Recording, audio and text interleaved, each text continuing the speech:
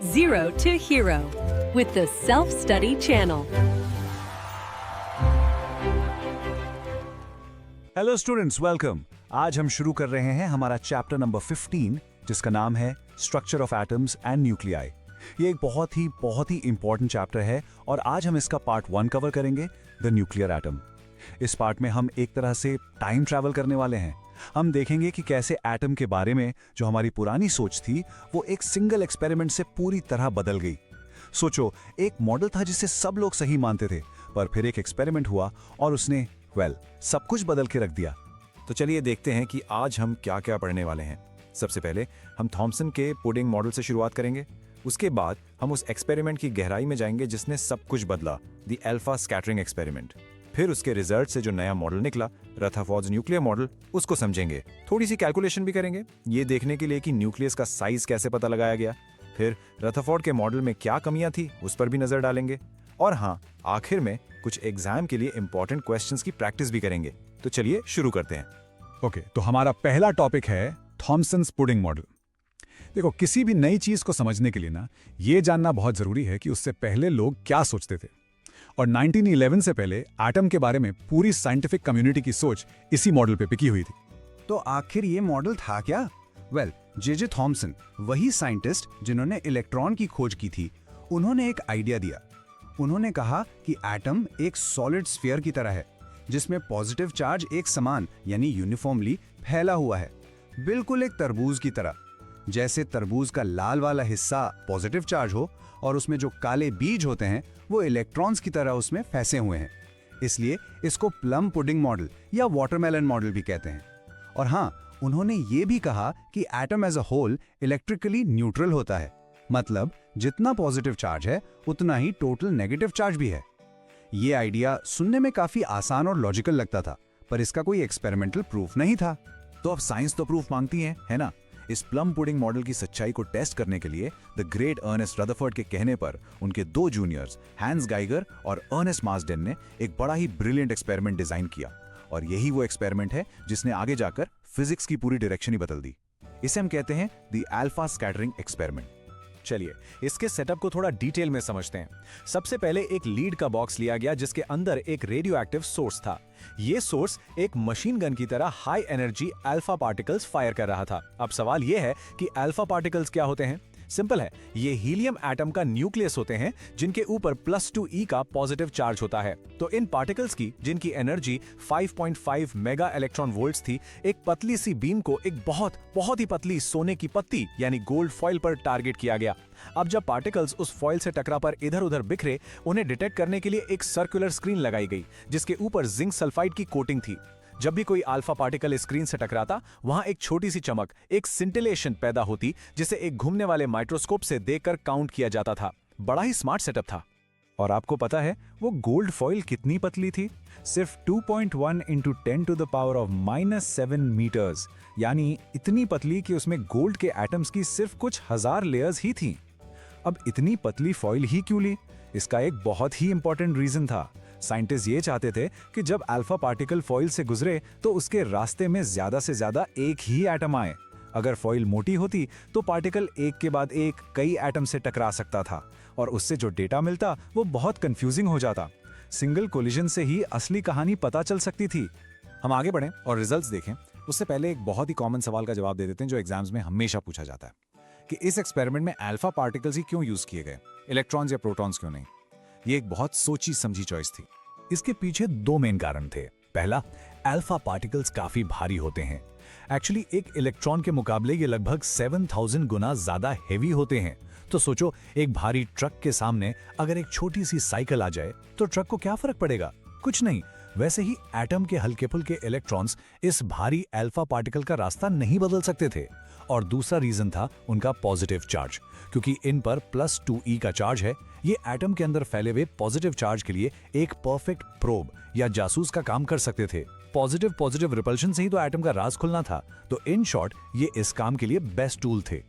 और अब आती है कहानी में सबसे बड़ा ट्विस्ट, द रिजल्ट्स। देखो, थॉमसन के मॉडल के हिसाब से क्या उम्मीद की जा रही थी यही कि पॉजिटिव चार्ज तो पूरे एटम में फैला हुआ है, तो जब अल्फा पार्टिकल गुजरेगा तो उसको हर तरफ से थोड़ा थोड़ा धक्का लगेगा, मतलब सारे पार्टिकल्स को थोड़ा सा अ वेरी स्मॉल एंगल से डिफ्लेक्ट हो जाना चाहिए था। लेकिन जो असल में देखा गया वो बिल्कुल ही हैरान करने वाला था। ऑब्जर्वेशन नंबर 1, लगभग 99.86% पार्टिकल्स बिना किसी डिफ्लेक्शन के फॉइल के आर पार सीधे निकल गए, जैसे उनके रास्ते में कुछ था ही नहीं। ऑब्जर्वेशन नंबर 2, कुछ पार्टिकल्स छोटे एंगल से डिफ्लेक्ट हुए, जो कि एक्सपेक्टेड था। लेकिन ऑब्जर्वेशन नंबर 3 सबसे शॉकिंग थी। बहुत ही कम पार्टिकल्स, करीब 8000 में से सिर्फ एक 90 डिग्री से भी बड़े एंगल पर मुड़ गए, और कुछ तो 180 डिग्री पर मुड़कर वापस आ गए। रदरफोर्ड ने इस ऑब्जर्वेशन के बारे में कहा था कि ये इतना ही ज्यादा अनबिलीवेबल था जैसे कि आप एक टिश्यू पेपर पर 15 इंच का टोप का गोला मारे और वो गोला पेपर से टकराकर वापस आकर आपको ही लग जाए। Imagine the shock. अब इन हैरान कर देने वाले रिजल्ट्स का तो एक ही मतलब हो सकता था कि थॉमसन का जो प्लम पुडिंग मॉडल था वो पूरी तरह से गलत था। रदरफोर्ड को समझ आ गया कि एटम का स्ट्रक्चर वैसा बिल्कुल नहीं है जैसा अब तक सोचा जा रहा था। इन्हीं ऑब्जर्वेशंस के आधार पर उन्होंने एटम का एक बिल्कुल नया रेवोल्यूशनरी मॉडल प्रपोज किया। तो रदरफोर्ड ने इन ऑब्जर्वेशंस को डिकोड कैसे किया? बहुत लॉजिकली। पहला ऑब्जर्वेशन था कि ज्यादातर पार्टिकल्स सीधे निकल गए। इसका साफ मतलब है कि एटम का ज्यादातर हिस्सा खाली है। Most of the atom is empty space. दूसरा, जो बहुत कम पार्टिकल्स वापस आ गए वो जरूर किसी बहुत ही भारी और पॉजिटिवली चार्ज चीज से आमने सामने टकराए होंगे। इससे उन्होंने ये कंक्लूजन निकाला कि एटम का सारा पॉजिटिव चार्ज और लगभग सारा मास एक बहुत ही छोटी सी सेंट्रल जगह पर कॉन्सेंट्रेटेड है। इस छोटे से डेंस सेंटर को उन्होंने नाम दिया न्यूक्लियस। तो फिर इलेक्ट्रॉन्स कहाँ गए? रदरफोर्ड ने कहा कि इलेक्ट्रॉन्स इस न्यूक्लियस के चारों तरफ उस खाली जगह में ऐसे चक्कर लगाते हैं जैसे हमारे प्लैनेट्स सन के चारों तरफ चक्कर लगाते हैं। तो ये न्यूक्लियस कितना छोटा है इसका अंदाजा आप इन नंबर से लगाएं। न्यूक्लियस का रेडियस है करीब 10⁻⁻15 मीटर्स, जबकि पूरे एटम का रेडियस है 10⁻10 मीटर्स। इसका मतलब क्या हुआ? इसका मतलब हुआ कि एटम का साइज न्यूक्लियस से लगभग 1 लाख गुना बड़ा है। चलो इसको एक आसान एग्जांपल से समझते हैं। अगर आप माने कि एक एटम एक पूरा क्रिकेट स्टेडियम है, तो उसके सेंटर पर रखी हुई एक कांच की गोली, एक मार्बल, न्यूक्लियस के साइज की होगी। बस इतना सा, बाकी पूरा स्टेडियम खाली है। खैर, इमेजिन कितना एम्प्टी स्पेस है एक एटम के अंदर।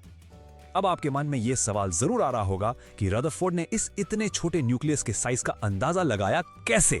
इसके लिए उन्होंने एक मैथमेटिकल कॉन्सेप्ट यूज किया जिसे हम कहते हैं डिस्टेंस ऑफ क्लोजेस्ट अप्रोच। इसको हम R0 या R0 से डिनोट करते हैं। चलिए इसके पीछे की फिजिक्स और मैथ्स को समझते हैं। देखो, इसके पीछे का प्रिंसिपल बहुत ही सिंपल है। ये बेस्ड है law of conservation of energy पर। इमेजिन करो कि एक अल्फा पार्टिकल आ रहा है और वो बिल्कुल सीधा न्यूक्लियस के निशाने पर जा रहा है। अब अल्फा पार्टिकल भी पॉजिटिव, न्यूक्लियस भी पॉजिटिव। तो जैसे जैसे पार्टिकल न्यूक्लियस के पास आएगा, उनके बीच का रिपल्शन बढ़ता जाएगा और पार्टिकल की स्पीड धीरे धीरे कम होती जाएगी। और आखिर में एक ऐसा पॉइंट आएगा जब पार्टिकल पल भर के लिए रुक जाएगा और फिर वापस मुड़ जाएगा।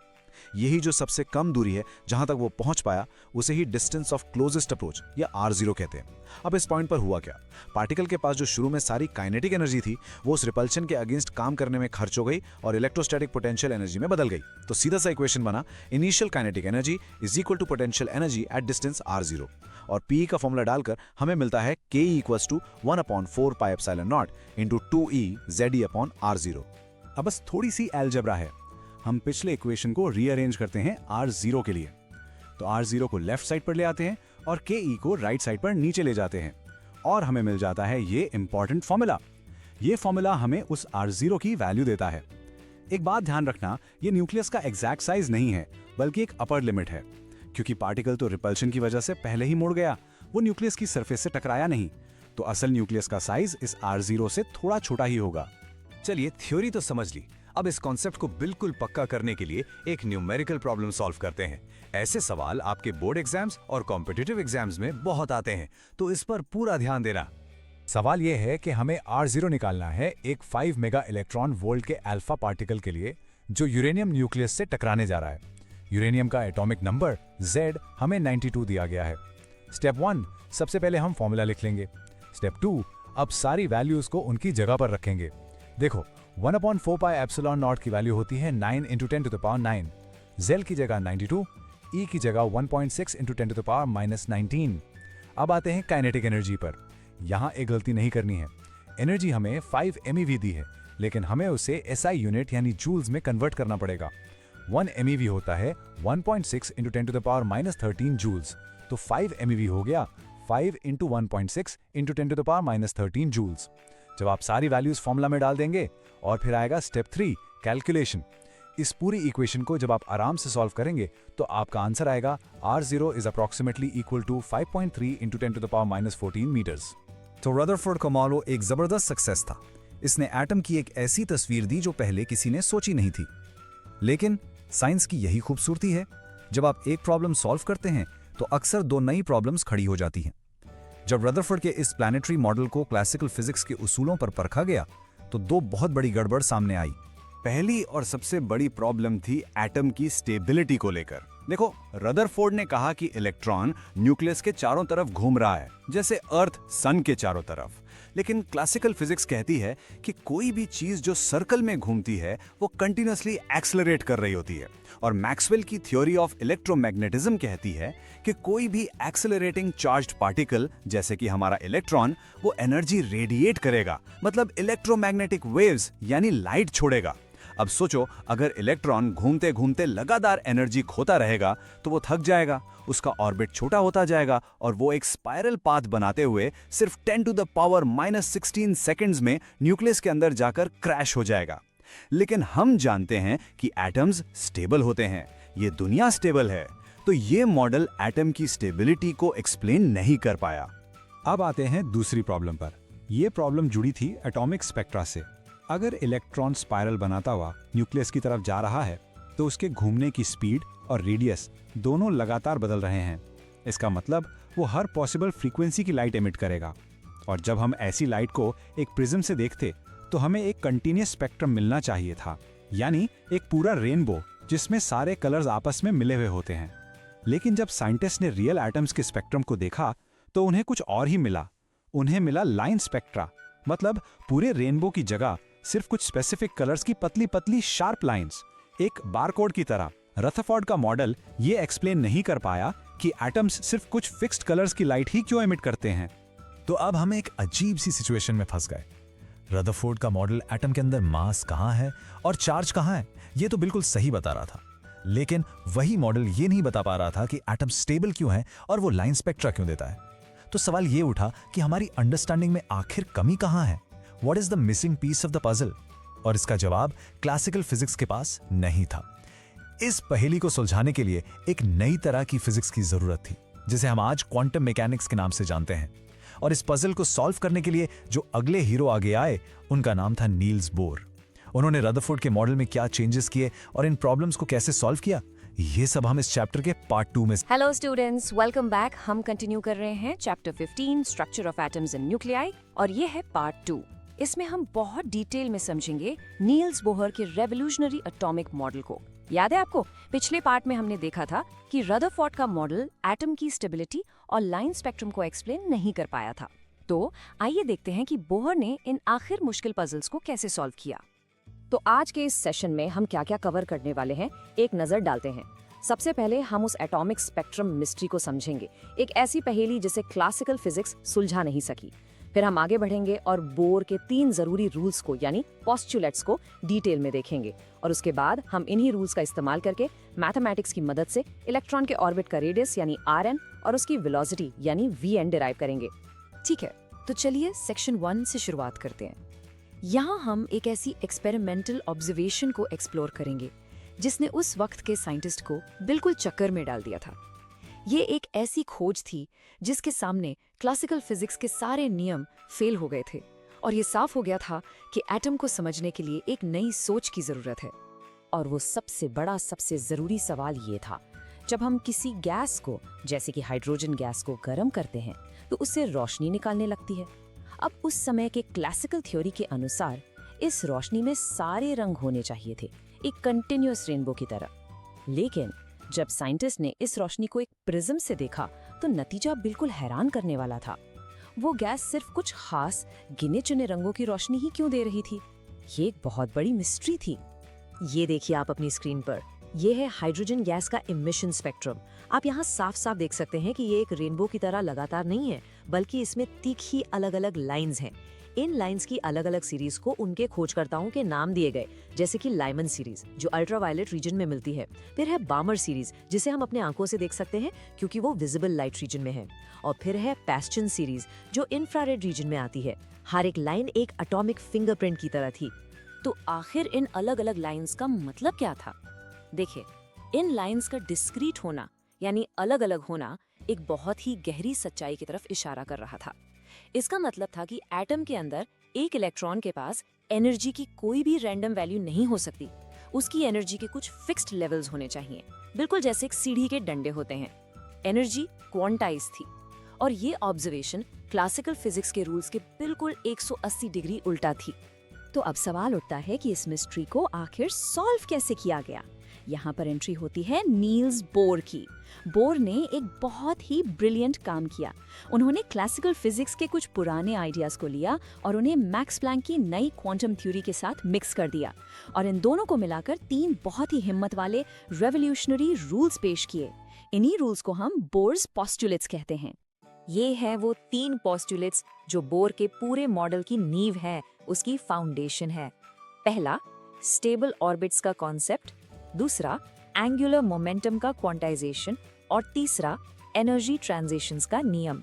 आइए अब इन तीनों को एक एक करके पूरी गहराई से समझते हैं।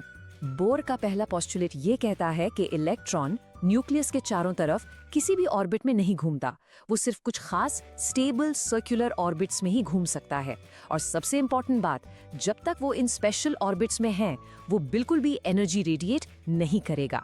ये एक बहुत ही बड़ी बात थी, क्योंकि उस वक्त की क्लासिकल इलेक्ट्रोडायनामिक्स कहती थी कि कोई भी एक्सेलरेटिंग चार्ज जैसे कि घूमता हुआ इलेक्ट्रॉन एनर्जी रेडिएट करेगा ही करेगा। पर बोर ने कहा इन स्पेशल ऑर्बिट्स के लिए ये नियम लागू नहीं होता। इन ऑर्बिट्स में इलेक्ट्रॉन को घूमने के लिए जो सेंट्रीपिटल फोर्स चाहिए वो न्यूक्लियस और इलेक्ट्रॉन के बीच के इलेक्ट्रोस्टैटिक फोर्स ऑफ अट्रैक्शन से पूरी हो जाती है। अब आते हैं बोर के मॉडल के सबसे जरूरी, सबसे कोर क्वांटम आइडिया पर। दूसरा पोस्टुलेट ये कहता है कि इन स्टेबल ऑर्बिट्स में इलेक्ट्रॉन का एंगुलर मोमेंटम, जिसका फॉर्मूला होता है L = mvr, कुछ भी रैंडम वैल्यू नहीं ले सकता। उसकी वैल्यूज सिर्फ h/2π का एक इंटीग्रल मल्टीपल ही हो सकती है। यहाँ h है हमारा फेमस प्लैंक्स कांस्टेंट और n एक इंटीजर है, जैसे 1, 2, 3 एंड सो ऑन। इसका मतलब साफ है, एंगुलर मोमेंटम भी क्वांटाइज्ड है, उसकी सिर्फ कुछ गिने चुने फिक्स्ड वैल्यूज ही पॉसिबल हैं। इस फॉर्मूला में जो इंटीजर n आप देख रहे हैं उसे हम एक खास नाम देते हैं, प्रिंसिपल क्वांटम नंबर। इसकी वैल्यूज 1, 2, 3 आगे तक हो सकती हैं, और यही n डिसाइड करता है कि इलेक्ट्रॉन का अलाउड स्टेबल ऑर्बिट कौन सा होगा। आप n को एक बिल्डिंग के फ्लोर्स की तरह इमेजिन कर सकते हैं। एक इलेक्ट्रॉन पहले फ्लोर पर हो सकता है, या दूसरे फ्लोर पर, या तीसरे पर, लेकिन वो कभी भी 1.5 या 2.5 फ्लोर पर नहीं हो सकता। ठीक वैसे ही ऑर्बिट्स भी डिस्क्रीट हैं। और ये तीसरा पोस्टुलेट आखिरकार उस मिस्ट्री को सॉल्व करता है जहां से हमने शुरू किया था, कि वो स्पेक्ट्रल लाइंस आखिर बनती क्यों हैं। ये पोस्टुलेट कहता है कि एक एटम एनर्जी तभी रेडिएट करता है जब एक इलेक्ट्रॉन किसी हायर एनर्जी ऑर्बिट, जिसे हम m कह सकते हैं, से कूदकर एक लोअर एनर्जी ऑर्बिट n में गिरता है। और जो एनर्जी इस जंप में निकलती है वो एक सिंगल एनर्जी पैकेट यानी फोटॉन के रूप में निकलती है। इस फोटॉन की एनर्जी उन दोनों ऑर्बिट्स की एनर्जी के डिफरेंस के ठीक बराबर होती है, यानी Em - En = hν। इसका मतलब हर एक स्पेक्ट्रल लाइन एक स्पेसिफिक इलेक्ट्रॉन जंप का निशान है। तो अब तक हमने बोर के तीनों पोस्टुलेट्स को अच्छे से समझ लिया। ये थियोरी की बात थी, पर अब वक्त है इन पोस्टुलेट्स को टेस्ट करने का। आइए अब हम इन रूल्स को इस्तेमाल करके थोड़ी मैथमेटिक्स करते हैं और ये देखते हैं कि क्या हम सच में एटम के इन अलाउड ऑर्बिट्स का साइज यानी उनका रेडियस कैलकुलेट कर सकते हैं या नहीं। हमारी डेरिवेशन 2 बहुत ही जरूरी इक्वेशन से शुरू होती है। पहली इक्वेशन आती है क्लासिकल फिजिक्स से, जिसे हम फोर्स बैलेंस इक्वेशन कहते हैं। स्लाइड पर देखिए, लेफ्ट साइड में ये है mv²/r = 1/4πε0 × z²/r²। ये इक्वेशन बस इतना कह रही है कि इलेक्ट्रॉन को सर्कल में घुमाने के लिए जरूरी सेंट्रीपिटल फोर्स उसको न्यूक्लियस के इलेक्ट्रोस्टैटिक अट्रैक्शन से मिलती है। अब राइट साइड में देखिए, यह है दूसरी इक्वेशन जो सीधे बोर के सेकंड पोस्टुलेट से आई है, जिसे हम क्वांटम कंडीशन कहते हैं। ये है v = n × h/2πm × r। यहाँ हमने बस एंगुलर मोमेंटम वाली इक्वेशन को वेलोसिटी v के लिए रीअरेंज कर दिया है। ओके, अब हम इन दोनों इक्वेशंस को मिलाएंगे। ये हमारी डेरिवेशन का सबसे इम्पोर्टेंट स्टेप है। हम क्या करेंगे? हम इक्वेशन 2 से जो वेलोसिटी v का एक्सप्रेशन है उसे उठाकर इक्वेशन 1 में डाल देंगे, यानी हम v को सब्स्टिट्यूट कर देंगे। ऐसा करने से वेलोसिटी v हमारी इक्वेशन से एलिमिनेट हो जाएगा और हमारे पास एक ऐसी इक्वेशन बचेगी जिसमें सिर्फ रेडियस r ही एक अननोन वेरिएबल होगा। फिर हम आसानी से उस इक्वेशन को r के लिए सॉल्व कर सकते हैं। थोड़ी सी अलजेब्रिक मैनिपुलेशन के बाद हम इस फाइनल फॉर्मूला पर पहुंचते हैं। देखिए, Rn इज इक्वल टू, एक ब्रैकेट के अंदर है epsilon not h² upon pi me² और ब्रैकेट के बाहर है n² अपॉन z। ये फॉर्मूला हमें किसी भी अलाउड ऑर्बिट n का रेडियस Rn देता है। आप इस फॉर्मूला में देख सकते हैं कि ब्रैकेट के अंदर जो भी टर्म्स है, epsilon not, Planck's constant, pi, electron का मास और इलेक्ट्रॉन का चार्ज, ये सब फिजिकल कांस्टेंट्स है। तो जो हिस्सा बदलता है वो है सिर्फ n² अपॉन z। तो आखिर ये फॉर्मूला हमें बताता क्या है? चलिए इसको आसान भाषा में समझते हैं। पहली बात, रेडियस Rn जो है वो प्रिंसिपल क्वांटम नंबर n के स्क्वायर के डायरेक्टली प्रोपोर्शनल है। इसका मतलब ये है कि जैसे जैसे हम न्यूक्लियस से दूर जाते हैं, n इज इक्वल टू 1 से n इज इक्वल टू 2, फिर n is equal to 3, orbit सिर्फ बड़े नहीं होते बल्कि बहुत तेजी से स्क्वायर के हिसाब से बड़े होते जाते हैं। दूसरी बात, radius Rn atomic number z के इन्वर्सली प्रोपोर्शनल है, यानी न्यूक्लियस में जितना ज्यादा पॉजिटिव चार्ज होगा वो इलेक्ट्रॉन को उतनी ही ताकत से अंदर की तरफ खींचेगा और इस वजह से ऑर्बिट का साइज छोटा हो जाएगा। अब देखिए, अगर हम इस फॉर्मूला को सबसे सिंपल एटम यानी हाइड्रोजन के लिए यूज करें तो हाइड्रोजन के लिए z इज इक्वल टू 1 होता है और उसके पहले ऑर्बिट के लिए n इज इक्वल टू 1 होता है। जब हम ये वैल्यूज डालते हैं तो हमें एक बहुत ही फंडामेंटल फिजिकल कांस्टेंट मिलता है। उसकी वैल्यू आती है 0.53 एंगस्ट्रॉम्स। एक एंगस्ट्रॉम 10 की पावर -10 मीटर्स के बराबर होता है। इस खास वैल्यू को हम बोर रेडियस कहते हैं और इसे A0 से डिनोट करते हैं। ये हाइड्रोजन एटम के सबसे छोटे यानी ग्राउंड स्टेट ऑर्बिट का साइज है। चलिए, अब हमारे पास ऑर्बिट के रेडियस का फॉर्मूला तो आ गया, तो अब अगला लॉजिकल सवाल ये है कि एक इलेक्ट्रॉन अपने ऑर्बिट में आखिर कितनी तेजी से घूम रहा है। आइए अब हम इलेक्ट्रॉन की वेलोसिटी, जिसे हम Vn कहेंगे, उसको कैलकुलेट करते हैं। वेलोसिटी का फॉर्मूला निकालना भी आसान है। हमने जो रेडियस Rn का फॉर्मूला अभी निकाला है उसे हम वापस बोर्ड की क्वांटाइजेशन वाली कंडीशन में सब्स्टिट्यूट कर देंगे। थोड़ा सा अलजेब्रा करने के बाद हमें वेलोसिटी के लिए बिल्कुल साफ सुथरा सा एक्सप्रेशन मिल जाता है। ये है Vn is equal to bracket के अंदर e² अपॉन 2 एप्सिलॉन h और ब्रैकेट के बाहर z बाय n। यहाँ भी आप देखिए ब्रैकेट के अंदर वाली टर्म एक कांस्टेंट है और जो वेरिएबल पार्ट है वो है z बाय n। इस वेलोसिटी के फॉर्मूला से एक बहुत ही दिलचस्प फैसिनेटिंग रिजल्ट निकलता है। पहला, velocity Vn atomic number z के डायरेक्टली प्रोपोर्शनल है, मतलब जितना पावरफुल न्यूक्लियस होगा वो इलेक्ट्रॉन को उतनी ही तेजी से घुमाएगा, जो कि लॉजिकल है। लेकिन दूसरी बात देखिए, velocity Vn principal quantum number n के इनवर्सली प्रोपोर्शनल है। इसका मतलब है जैसे ही इलेक्ट्रॉन न्यूक्लियस से दूर एक बड़े ऑर्बिट में जाता है उसकी स्पीड कम हो जाती है। ये थोड़ा अजीब लग सकता है ना कि ऑर्बिट बड़ा हो रहा है पर स्पीड कम हो रही है, पर मैथमेटिक्स हमें यही बताती है। चलिए, अब तक हमने जो भी डिराइव किया है उसे इस समरी टेबल में एक साथ देख लेते हैं। यहाँ आप रेडियस और वेलोसिटी के फाइनल फॉर्मूलाज और उनकी प्रोपोर्शनैलिटी को बिल्कुल साफ साफ देख सकते हैं। ये स्लाइड रिवीजन के लिए और न्यूमेरिकल प्रॉब्लम सॉल्व करने के लिए बहुत ही इंपॉर्टेंट है। इसका एक स्नैपशॉट ले लीजिए या इसे नोट कर लीजिए। हमेशा याद रखिए, radius is proportional to n² upon z और velocity is proportional to z upon n। तो पूरी चर्चा का सारांश क्या है? देखिए, बोर का मॉडल परफेक्ट नहीं था, उसमें भी कुछ कमियां थीं जिनकी बात हम आगे करेंगे। लेकिन इन सब के बावजूद ये एक बहुत बड़ी सफलता थी, क्योंकि ये पहला ऐसा मॉडल था जिसने थ्योरी को सीधे एक्सपेरिमेंट से यानी उन स्पेक्ट्रल लाइन से क्वांटिटेटिवली जोड़ा था। इसने सिर्फ क्यों का जवाब नहीं दिया बल्कि कितना का भी जवाब दिया। क्लासिकल फिजिक्स के नियम तोड़ने की हिम्मत करके बोर ने एटम का पहला ऐसा एक्सप्लेनेशन दिया जिसे नंबर से वेरीफाई किया जा सकता था। लेकिन यहाँ एक आखिरी सवाल बच जाता है। बोहर का मॉडल हाइड्रोजन या उसके जैसे सिंगल इलेक्ट्रॉन एटम्स जैसे He+ या Li++ के लिए तो बिल्कुल परफेक्ट काम करता था, पर जैसे ही हम एक से ज्यादा इलेक्ट्रॉन वाले कॉम्प्लेक्स एटम्स की तरफ बढ़ते हैं ये मॉडल फेल हो जाता है। तो आखिर इस अधूरी तस्वीर को पूरा करने के लिए कौन सी नई फिजिक्स की जरूरत थी? इस सवाल का जवाब हमें अगले टॉपिक यानी मॉडर्न क्वांटम मैकेनिक्स की दुनिया में ले जाए। Hello students, welcome back. हम कंटिन्यू कर रहे हैं Maharashtra state board class 12 physics का chapter 15 structure of atoms and nuclei, और ये है इसका part 3 energy levels and matter waves.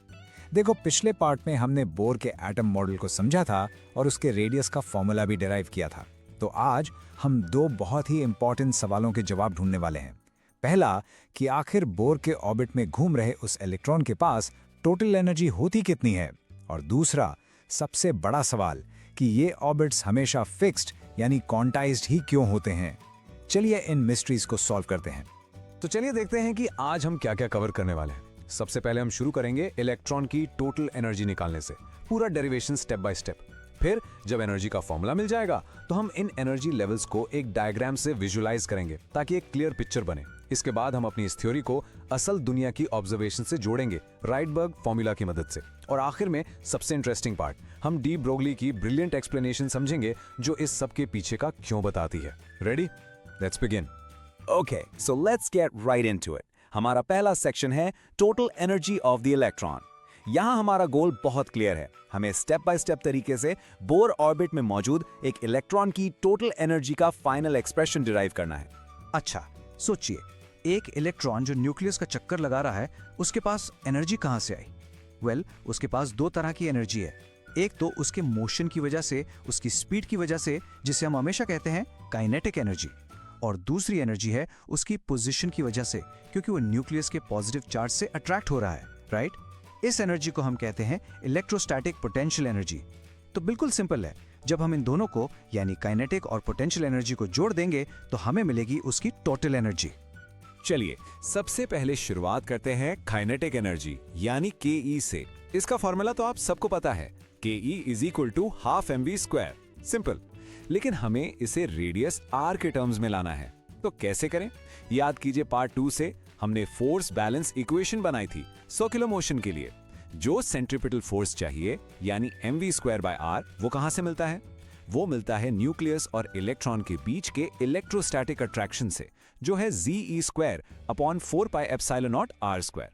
जब हम इन दोनों को इक्वेट करते हैं तो हमें mv² की वैल्यू मिल जाती है Ze²/4πε0r। अब बस इस वैल्यू को ke के फॉर्मूला में डाल दीजिए, तो हमें मिलता है ke is equal to Ze²/8πε0r। Easy, right? अब बारी आती है पोटेंशियल एनर्जी या पीई की। इलेक्ट्रोस्टैटिक्स का एक बेसिक रूल है कि दो चार्जेस Q1 और Q2 की पोटेंशियल एनर्जी होती है K into Q1 into Q2/R। यहाँ हमारे पास न्यूक्लियस का चार्ज है प्लस Ze और इलेक्ट्रॉन का चार्ज है माइनस E। इनको फॉर्मूला में डालते ही Pe बन जाती है -Ze²/4πε0r। यहाँ पर सबसे जरूरी चीज है ये नेगेटिव साइन। इस पर खास ध्यान दीजिए। ये साइन यहाँ इसलिए है क्योंकि इनके बीच का फोर्स अट्रैक्टिव है, और इसका फिजिकल मतलब ये है कि इलेक्ट्रॉन न्यूक्लियस से बंधा हुआ है। It is trapped in a bound system, वो अपनी मर्जी से जा नहीं सकता। चलो अब एक बहुत ही इंटरेस्टिंग चीज देखते हैं। इन दोनों एनर्जीज को साइड बाय साइड रखिए। किनेटिक एनर्जी है प्लस Ze²/8πε0r और पोटेंशियल एनर्जी है -Ze²/4πε0r। ध्यान से देखिए, क्या आपको इनमें कोई सुंदर सा कनेक्शन दिख रहा है? बिल्कुल। आप देखेंगे कि पोटेंशियल एनर्जी का जो मैग्नीट्यूड है वो किनेटिक एनर्जी के मैग्नीट्यूड का आधा डबल है और साइन हेस ऑपोजिट है, यानी Pe equals to -2 into Ke। ये एक बहुत ही इंपॉर्टेंट रिलेशन है जो आपको आगे भी काम आएगा। तो अब फाइनल स्टेप, इन दोनों को जोड़कर टोटल एनर्जी निकालते हैं। E total equals ke plus Pe। आप वैल्यूज डालते हैं Ze²/8πε0r plus -Ze²/4πε0r। Simple maths है, एलसीएम लेकर सॉल्व करेंगे तो हमें मिलता है E टोटल इक्वल्स -Ze²/8πε0r। यहाँ फिर से देखिए, टोटल एनर्जी भी नेगेटिव आई है, और जैसा हमने पहले डिस्कस किया, ये नेगेटिव साइन ही इस बात का सबूत है, इस बात का प्रूफ है कि इलेक्ट्रॉन न्यूक्लियस के अट्रैक्शन में बंधा हुआ है। अगर ये एनर्जी पॉजिटिव होती तो इसका मतलब होता कि इलेक्ट्रॉन आजाद है और वो एटम का हिस्सा नहीं है। ऑलराइट, अब हम आते हैं फाइनल डेरिवेशन पर। देखिए, हमारे पास एनर्जी का फॉर्मूला तो है, लेकिन वो रेडियस r पर डिपेंड कर रहा है। पर हमें पता है कि बोहर के मॉडल में हर ऑर्बिट का रेडियस Rn फिक्स्ड होता है। वो n पर डिपेंड करता है। हमने पार्ट 2 में Rn का एक लंबा सा फॉर्मूला डिराइव किया था, याद है? तो अब हम बस वही करने वाले हैं। उस Rn के पूरे एक्सप्रेशन को हम इस एनर्जी के फॉर्मूला में सब्स्टिट्यूट करेंगे। और जैसे ही हम ये सब्स्टिट्यूशन करते हैं और सारे फंडामेंटल कांस्टेंट्स जैसे m, e, h, epsilon not in सब की नोन वैल्यूज डालकर कैलकुलेट करते हैं, तो हमें मिलता है फिजिक्स का एक बहुत ही खूबसूरत और पावरफुल फॉर्मूला। वो सारे कांस्टेंट्स मिलकर एक सिंगल वैल्यू बन जाते हैं 13.6 इलेक्ट्रॉन वोल्ट्स। तो nth ऑर्बिट की एनर्जी का फाइनल फॉर्मूला है En is equal to -13.6 into z² eV। और हमारे सबसे सिंपल एटम हाइड्रोजन के लिए, जिसके लिए z is equal to 1 होता है, उसका फॉर्मूला तो और भी सिंपल हो जाता है। En is equal to -13.6 n² eV। ये फॉर्मूला इस चैप्टर के सबसे इंपॉर्टेंट रिजल्ट्स में से एक है, इसे अच्छे से याद कर लीजिए। अब जब हमारे पास ये super useful formula En is equals to -13.6 divided by n² eV है, तो चलिए इसका यूज करते हैं। हम इस फॉर्मूला की मदद से हाइड्रोजन एटम के अलग अलग एनर्जी लेवल्स को कैलकुलेट करेंगे और फिर उन्हें एक डायग्राम के रूप में बनाएंगे। इससे हमें एक बहुत ही क्लियर मेंटल पिक्चर मिल जाएगी। चलिए इस फॉर्मूला में n के अलग अलग वैल्यूज डालकर देखते हैं। n is equal to 1 यानी सबसे पहला ऑर्बिट जिसे ग्राउंड स्टेट कहते हैं, उसके लिए एनर्जी है E1 is equal to -13.6 eV। n is equal to 2 के लिए E2 है -3.4 eV और n is equal to 3 के लिए E3 है -1.51 eV। यहाँ एक पैटर्न नोटिस कीजिए, जैसे जैसे n की वैल्यू बढ़ रही है एनर्जी लेस नेगेटिव होती जा रही है, यानी एनर्जी एक्चुअली बढ़ रही है। और सोचिए जब n इंफिनिटी हो जाएगा, मतलब इलेक्ट्रॉन न्यूक्लियस से बहुत ही दूर चला गया है, तब उसकी एनर्जी क्या होगी? 1/∞² is 0, तो E इंफिनिटी हो जाएगी 0 eV। 0 एनर्जी का मतलब है कि इलेक्ट्रॉन अब आजाद हो चुका है। ओके, अब कुछ इंपॉर्टेंट टर्म्स हैं, इन्हें अच्छे से समझ लेते हैं। सबसे पहला है ग्राउंड स्टेट। ये n is equal to 1 वाला स्टेट है, एटम का सबसे कम एनर्जी वाला और इसलिए सबसे स्टेबल स्टेट है। एटम हमेशा इसी स्टेट में रहना पसंद करता है। इसके ऊपर के सारे लेवल्स जैसे n is equal to 2, 3, 4 and so on, इन्हें हम एक्साइटेड स्टेट्स कहते हैं। ये अनस्टेबल होते हैं। और तीसरा इंपॉर्टेंट टर्म है आयोनाइजेशन एनर्जी।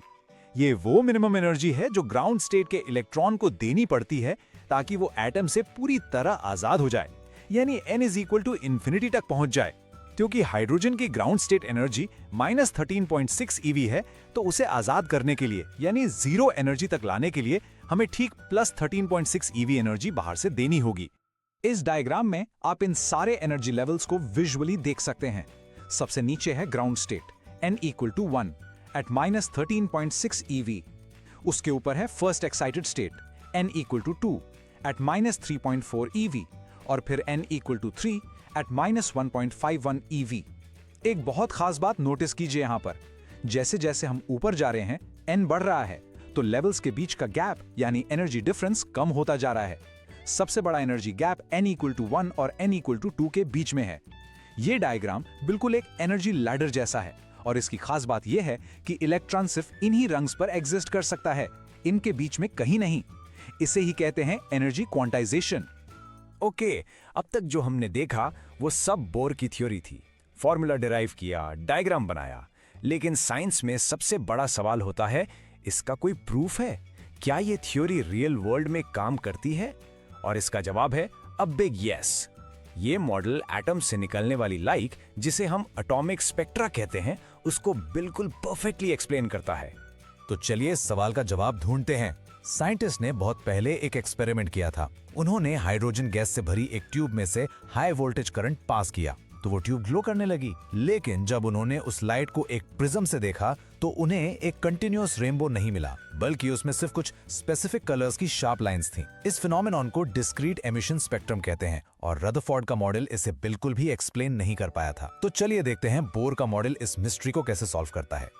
इसका जवाब छुपा है बोर के तीसरे पोस्टुलेट में। वो कहता है कि जब भी कोई इलेक्ट्रॉन किसी हायर एनर्जी ऑर्बिट, मान लो m, से किसी लोअर एनर्जी ऑर्बिट, मान लो n, में जंप करता है, तो वो एनर्जी रिलीज करता है और ये एनर्जी एक सिंगल पैकेट यानी एक फोटोन के फॉर्म में निकलती है। इस फोटोन की एनर्जी hv ठीक उन दोनों ऑर्बिट्स के एनर्जी डिफरेंस यानी em माइनस en के बराबर होती है। और क्योंकि एनर्जी लेवल्स em और en फिक्स्ड हैं, उनका डिफरेंस डेल्टा E भी फिक्स्ड होगा। इसका सीधा मतलब है कि निकलने वाले फोटोन की एनर्जी फ्रीक्वेंसी और वेवलेंथ भी फिक्स्ड होगी, और यही फिक्स्ड वेवलेंथ हमें एक शार्प स्पेक्ट्रल लाइन की तरह दिखती है। चलिए इस पूरी चीज को मैथमेटिकली डिराइव करके देखते हैं। फोटोन की एनर्जी है delta E is equal to EM minus EN। हमने EN का फॉर्मूला देखा था -13.6 upon n square for hydrogen, तो डेल्टा E हो जाएगा -13.6 upon m square minus -13.6 upon n square. इसको थोड़ा साफ सुथरा लिखें तो ये बनेगा 13.6 times 1 upon n square minus 1 upon m square EV। अब हम ये भी जानते हैं फोटोन की एनर्जी का फॉर्मूला hc अपॉन लैम्डा भी होता है, तो चलिए इन दोनों एक्सप्रेशंस को इक्वेट करते हैं। hc upon lambda is equal to 13.6 times 1 upon n square minus 1 upon m square. अब बस इस इक्वेशन को 1 अपॉन लैम्डा के लिए रीअरेंज करना है। जब हम ऐसा करते हैं तो सारे कांस्टेंट्स 13.6 hc मिलकर एक नया कांस्टेंट बनाते हैं जिसे हम RH यानी राइडबर्ग कांस्टेंट कहते हैं, और हमें मिलता है formula 1 upon lambda is equal to RH into 1 upon n square minus 1 upon m square. और जानते हैं अमेजिंग बात क्या है, ये ठीक वही फॉर्मूला है जिसे राइडबर्ग ने सालों पहले अपने एक्सपेरिमेंट से निकाला था, बिना किसी थ्योरी के। और इस डेरिवेशन की सबसे ब्यूटीफुल, सबसे पावरफुल बात यह है कि जब हम बोर की थ्योरी में यूज किए गए फंडामेंटल कांस्टेंट से RH की वैल्यू कैलकुलेट करते हैं तो वो आती है 1.097 into 10 to the power 7 metre पर इनवर्स, और ये वैल्यू एक्सपेरिमेंटल वैल्यू से बिल्कुल परफेक्टली मैच करती है। This was a huge success, एक जबरदस्त जीत थी बोर मॉडल के लिए। इसने साबित कर दिया कि ये मॉडल सिर्फ कहानी नहीं बल्कि रियलिटी को डिस्क्राइब कर रहा है। अब ये टेबल दिखाता है कि अलग अलग स्पेक्ट्रल सीरीज कैसे बनती हैं। ये सब इस बात पर डिपेंड करता है कि इलेक्ट्रॉन जंप करके आखिर में किस ऑर्बिट n पर आकर रुकता है, यानी फाइनल स्टेट क्या है। अगर final state n is equal to 1 है, चाहे electron n is equal to 2 से आए, 3 से आए या 4 से आए, उस सीरीज को लाइमन सीरीज कहते हैं और ये अल्ट्रा वायलेट रीजन में आती है। अगर final state n is equal to 2 है तो बनती है बाल्मर सीरीज। ये बहुत स्पेशल है क्योंकि ये विजिबल लाइट रीजन में होती है, इसलिए हम इन लाइंस को अपनी आंखों से देख पाते हैं। और अगर final state n is equal to 3 है तो उसे पैशन सीरीज कहते हैं, जो इंफ्रारेड रीजन में आती है। अब तक हमने देखा कि बोर का मॉडल कितना सक्सेसफुल था। उसने एनर्जी लेवल्स एक्सप्लेन किए, स्पेक्ट्रल लाइंस एक्सप्लेन किए, लेकिन उसमें एक बहुत बड़ी कमी थी। उनका जो दूसरा पोस्टुलेट था कि एंगुलर मोमेंटम mvr हमेशा h/2 पाई का इंटीजर मल्टीपल होगा, वो बस एक रूल था। उन्होंने इसका कोई रीजन नहीं दिया था। आखिर ऐसा क्यों होना चाहिए? इस क्यों का जवाब इस पजल का मिसिंग पीस 1924 में लुइस डी ब्रोगली ने दिया। चलिए उनकी इस ब्रिलियंट एक्सप्लेनेशन को समझें। तो हम इस चैप्टर के सबसे गहरे, सबसे फंडामेंटल सवाल पर आ गए हैं। ऐसा क्या है, ऐसी क्या मजबूरी है कि इलेक्ट्रॉन सिर्फ कुछ ही फिक्स्ड रास्तों पर, कुछ ही स्टेबल ऑर्बिट्स में घूम सकता है? वो अपनी मर्जी से न्यूक्लियस से किसी भी रैंडम दूरी पर ऑर्बिट क्यों नहीं बना सकता? क्यों उसके एंगुलर मोमेंटम पर ये nh/2 पाई की शर्त, ये कंडीशन लगी हुई है? डी ब्रोगली ने कमाल का, उस टाइम के लिए एक बहुत ही रेवोल्यूशनरी आइडिया दिया। उन्होंने सोचा कि नेचर में सिमेट्री होती है। अगर लाइट जैसी वेव एक पार्टिकल यानी फोटोन की तरह बिहेव कर सकती है, तो क्या इसका उल्टा नहीं हो सकता?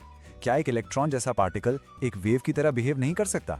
उन्होंने प्रपोज किया कि हर मूविंग पार्टिकल के साथ एक वेव जुड़ी होती है जिसे मैटर वेव कहते हैं, और उस वेव की वेवलेंथ लैम्डा उस पार्टिकल के मोमेंटम p से इस सिंपल से फॉर्मूला से जुड़ी है, lambda is equal to h/p, यानी lambda is equal to h/mv।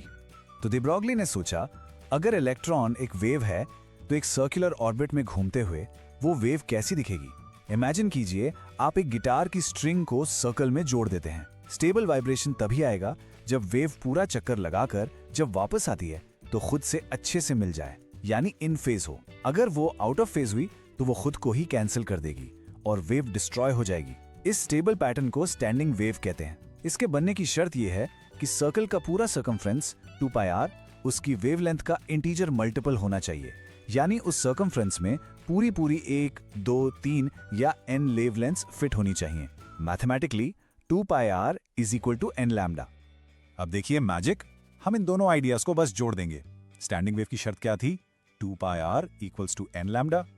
और डी ब्रोगली की वेवलेंथ का फॉर्मूला क्या था? Lambda equals to h/mv। अब हम बस लैम्डा की इस वैल्यू को पहली इक्वेशन में सब्स्टिट्यूट कर देते हैं, तो हमें मिलता है 2πr equals to n into h/mv। अब इस इक्वेशन को थोड़ा सा रीअरेंज करते हैं। mv को लेफ्ट साइड ऊपर ले जाते हैं और 2π को राइट साइड नीचे ले आते हैं। और देखिए हमें क्या मिलता है, mvr इक्वल्स टू nh/2π। ये तो बिल्कुल वही कंडीशन है, वही पॉस्टुलेट है जिसे बोर ने बिना किसी रीजन के अज्यूम किया था। Amazing isn't it? इस तरह डी ब्रॉगली ने इलेक्ट्रॉन वेव की एक फिजिकल पिक्चर देकर बोहर के मैथमेटिकल रूल को एक सॉलिड फंडामेंटल रीजन दे दिया। एंगुलर मोमेंटम क्वांटाइज्ड इसलिए है क्योंकि इलेक्ट्रॉन वेव्स सिर्फ उन्हीं ऑर्बिट्स में स्टेबल रह सकती हैं जहां वो डिस्ट्रक्टिव इंटरफेरेंस से बचकर स्टैंडिंग वेव्स बना पाती हैं। ये थियरी और फिजिकल इंट्यूशन का एक बेहतरीन संगम था। It beautifully connected to different ideas. लेकिन डी ब्रॉगली की इस खोज ने एक और भी गहरा सवाल खड़ा कर दिया, और मैं इस सवाल के साथ आपको छोड़ना चाहता हूं। अगर इलेक्ट्रॉन सच में एक वेव है जो पूरे ऑर्बिट पर एक साथ फैली हुई है, तो फिर यह कहने का क्या मतलब है कि इलेक्ट्रॉन एक ऑर्बिट में है? एक पार्टिकल तो एक पॉइंट पर होता है, जबकि एक वेव तो फैली हुई होती है। इसी सवाल का जवाब ढूंढते ढूंढते क्वांटम मैकेनिक्स का जन्म हुआ, जो एटम का हमारा सबसे मॉडर्न और कंप्लीट मॉडल है। और इसके बारे में आप आगे की क्लासेस। हेलो स्टूडेंट्स, कैसे हैं आप सब? स्वागत है आपका chapter 15 structure of atoms and nuclei में। हमने पिछले पार्ट्स में एटम के बारे में काफी कुछ जाना, बोहर्स मॉडल देखा, लेकिन आज हम जा रहे हैं एटम के बिल्कुल सेंटर में, उसके हार्ट में, यानी न्यूक्लियस के अंदर। ये है part 4 structure of the nucleus, और हम इसकी हर प्रॉपर्टी को, हर छोटी छोटी डिटेल को समझेंगे। तो बिल्कुल रेडी हो जाइए, चलिए शुरू करते हैं। ओके, तो देख लेते हैं कि आज हम क्या क्या कवर करने वाले हैं। सबसे पहले हम स्टार्ट करेंगे बिल्कुल बेसिक से, यानी न्यूक्लियर साइज और डेंसिटी से। उसके बाद हम एक बड़ा ही इंटरेस्टिंग कॉन्सेप्ट डिस्कस करेंगे, मास डिफेक्ट। फिर आएगी बाइंडिंग एनर्जी, जो न्यूक्लियस का फेविकॉल है, उसका ग्लू। और इसको अच्छे से समझने के लिए हम देखेंगे बाइंडिंग एनर्जी कर्व, जो कि ट्रस्ट मी बहुत इंपॉर्टेंट है। और फाइनली हम बात करेंगे law of radioactive decay की। देखो, हर टॉपिक एक दूसरे से जुड़ा हुआ है, तो स्टेप बाय स्टेप चलेंगे, पूरा फोकस यहाँ रखना। तो चलिए शुरू करते हैं हमारे पहले सेक्शन से, न्यूक्लियस का साइज और डेंसिटी। सबसे पहला और सबसे बेसिक सवाल जो दिमाग में आता है कि भाई ये न्यूक्लियस आखिर होता कितना बड़ा है, और क्या इसका साइज हमें इसके बारे में कुछ खास बता सकता है? चलो पता लगाते हैं। ओके, तो देखो, बहुत सारे एक्सपेरिमेंट्स के बाद हमें एक फॉर्मूला मिला है न्यूक्लियस का रेडियस निकालने के लिए। फॉर्मूला है R = R0 टाइम्स A⁻⁻⅓। अब इसको आराम से समझते हैं। जो कैपिटल R है वो है हमारा न्यूक्लियर रेडियस। A क्या है? यह है mass number, simple, total number of protons plus neutrons. और ये जो R0 या R0, ये बस एक कांस्टेंट है, इसकी एक फिक्स्ड वैल्यू है। तो ये फॉर्मूला क्या कह रहा है? सिंपल सी बात कह रहा है कि न्यूक्लियस का रेडियस मास नंबर के क्यूब रूट के डायरेक्टली प्रोपोर्शनल है। मतलब जितना भारी न्यूक्लियस उतना बड़ा रेडियस। सिंपल। अब बात करते हैं इस कांस्टेंट ρ0 की। इसकी वैल्यू आती है रफली 1.2 FM। अब आप पूछोगे कि ये FM क्या है? वेल, FM का मतलब है फेम्टोमीटर, और इसको हम फर्मी भी कहते हैं।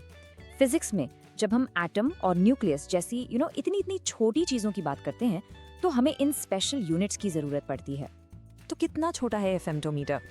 एक फेम्टोमीटर मतलब 10⁻⁻15 मीटर्स। जरा इस नंबर को फील करने की कोशिश करो। मतलब एक के आगे 15 जीरो लगाओ और उतने हिस्सों में से एक हिस्सा मीटर का। ये इतना छोटा है कि इसको इमेजिन करना भी मुश्किल है। हमारी पूरी दुनिया, पूरा एटम, इसके अंदर एक छोटा सा न्यूक्लियस इस स्केल पर एग्जिस्ट करता है। Unbelievable, right? अब देखो, इस रेडियस के फॉर्मूला से ना एक बड़ा ही इंपॉर्टेंट रिजल्ट निकल कर आता है। सोचो, अगर रेडियस r प्रोपोर्शनल है A⁻⁻³ के, तो वॉल्यूम का क्या होगा? हम न्यूक्लियस को एक स्फीयर यानी गोला एज्यूम कर सकते हैं। और स्फीयर का वॉल्यूम क्या होता है? Correct, 4/3 πr³। अब r की जगह r0 A⁻⁻³ डालो और उसका क्यूब करो। क्या मिलेगा? r0 का क्यूब हो जाएगा और A⁻⁻³ का क्यूब a बन जाएगा। इसका मतलब nuclear volume is directly proportional to mass number a। Simple सा मतलब, जितने ज्यादा लोग उतना बड़ा घर, जितने ज्यादा न्यूक्लियॉन्स उतना बड़ा वॉल्यूम। और यहाँ से चीजें बहुत बहुत इंटरेस्टिंग हो जाती हैं। सोचो, वॉल्यूम v प्रोपोर्शनल है मास नंबर a के, और न्यूक्लियस का मास, वो भी तो मोटा मोटी मास नंबर a के ही प्रोपोर्शनल है। तो डेंसिटी का क्या? डेंसिटी क्या होती है? Mass upon volume. अब अगर मास भी a के प्रोपोर्शनल है और वॉल्यूम भी a के प्रोपोर्शनल है, तो a से a कैंसिल। इसका क्या मतलब हुआ? इसका मतलब ये है कि न्यूक्लियर डेंसिटी इज कांस्टेंट। सोचो इस बात को, चाहे आप एक छोटे से हाइड्रोजन के न्यूक्लियस की बात करो या एक विशाल यूरेनियम न्यूक्लियस की, अंदर की पैकिंग, अंदर की डेंसिटी बिल्कुल सेम रहती है। This is an absolutely mind blowing fact. और ये कांस्टेंट डेंसिटी है कितने? ये नंबर देखो, 2.3 into 10 to the power 17 kilograms पर क्यूबिक मीटर। ये नंबर इतना बड़ा है कि इसको आम जिंदगी से रिलेट करना नामुमकिन है। इसको ऐसे समझो, अगर आप किसी तरह से सिर्फ न्यूक्लियर मैटर की 1 चम्मच 1 टीस्पून भर पाते तो उसका वेट हमारे पूरे माउंट एवरेस्ट से भी कई गुना ज्यादा होता। जस्ट इमेजिन, इतना डेंस। ऑलराइट, तो साइज और डेंसिटी की बात हो गई। अब फोकस करते हैं न्यूक्लियस के मास पर, और ये हमें लेकर आता है हमारे अगले सेक्शन पर, the concept of mass defect. यहाँ हम फिजिक्स की एक ऐसी पजल सॉल्व करेंगे जिसका सोल्यूशन किसी और ने नहीं बल्कि एल्बर्ट आइंस्टाइन ने दिया था। चलो, मैं आपसे एक सिंपल सा सवाल पूछती हूँ। मान लो आपको एक न्यूक्लियस का टोटल मास निकालना है, तो लॉजिकल तरीका क्या होगा? आप कहोगे सर सिंपल है, जितने प्रोटॉन्स है उनका मास ले लो, जितने न्यूट्रॉन्स है उनका मास ले लो और दोनों को जोड़ दो, राइट? सारे पार्ट्स का मास ऐड कर दो तो टोटल मास मिलना चाहिए। बिल्कुल लॉजिकल लगता है, पर क्या नेचर में सच में ऐसा ही होता है? तो जब साइंटिस्ट ने एक्चुअली ये किया तो उन्हें एक शॉक लगा। देखो, लेफ्ट साइड में क्या है? ये है कैलकुलेटेड मास, यानी Z प्रोटॉन्स का mass plus A minus Z neutrons का मास, सिंपल कैलकुलेशन। और राइट साइड में है M न्यूक्लियस, यानी न्यूक्लियस का असली मशीन से नापा हुआ एक्चुअल मास। और हर सिंगल बार ये देखा गया कि जो कैलकुलेटेड मास है वो एक्चुअल मास से हमेशा थोड़ा सा ज्यादा होता है। मतलब जब प्रोटॉन्स और न्यूट्रॉन्स मिलकर न्यूक्लियस बनाते हैं तो थोड़ा सा मास गायब हो जाता है। कहाँ गया ये मास? फिजिक्स में इसी मिसिंग मास को, इसी डिफरेंस को एक नाम दिया गया है, मास डिफेक्ट। हम इसको डेल्टा M से रिप्रेजेंट करते हैं। फॉर्मूला बिल्कुल सिंपल है, mass defect is equal to the calculated mass of all nucleons minus the actual mass of the nucleus. तो वही सवाल फिर से, ये मास जाता कहाँ है? क्या ये डिस्ट्रॉय हो गया? बिल्कुल नहीं। फिजिक्स का सबसे फंडामेंटल रूल है, energy can neither be created nor destroyed, it only changes form. तो ये मास भी डिस्ट्रॉय नहीं हुआ, ये बस ट्रांसफॉर्म हो गया है। और इस ट्रांसफॉर्मेशन को एक्सप्लेन करने के लिए आते हैं the one and only Albert Einstein अपनी सबसे फेमस इक्वेशन के साथ, E is equals to m²। ये इक्वेशन कहती है कि मास और एनर्जी एक ही सिक्के के दो पहलू हैं। आप मास को एनर्जी में और एनर्जी को मास में बदल सकते हो। तो वो जो मिसिंग मास था वो कहीं गया नहीं, वो मास कन्वर्ट हो गया है एनर्जी में। और ये कौन सी एनर्जी है? ये वो एनर्जी है जो सारे प्रोटॉन्स को, जो एक दूसरे को रिपेल कर रहे हैं, उनको जबरदस्ती पकड़कर एक साथ न्यूक्लियस के अंदर बंद कर रखती है। और इस स्पेशल एनर्जी को, जो इस मास डिफेक्ट से बनी है, हम कहते हैं बाइंडिंग एनर्जी। बिल्कुल सही नाम है ना? ये वो एनर्जी है जो न्यूक्लियस को बाइंड करती है। इसको आप न्यूक्लियस का फेविकॉल समझ सकते हो, वो ग्लू जो सब कुछ चिपका कर रखता है। तो टेक्निकली बाइंडिंग एनर्जी क्या है? ये मास डिफेक्ट का एनर्जी इक्विवेलेंट है। फॉर्मूला सिंपल है, बाइंडिंग एनर्जी या BE is equal to delta M times C²। इसको समझने के दो तरीके हैं। एक, ये वो एनर्जी है जो न्यूक्लियस बनते वक्त रिलीज हुई, या दूसरा तरीका, और ये ज्यादा इंपॉर्टेंट है, ये वो एनर्जी है जो आपको बाहर से देनी पड़ेगी अगर आप उस न्यूक्लियस को तोड़कर उसके सारे प्रोटॉन्स और न्यूट्रॉन्स को अलग अलग करना चाहते हो। तो सिंपल सी बात है, जिसकी बाइंडिंग एनर्जी जितनी ज्यादा, उसको तोड़ना उतना मुश्किल, मतलब वो न्यूक्लियस उतना ही ज्यादा स्टेबल है। लेकिन यहाँ एक छोटा सा कैच है।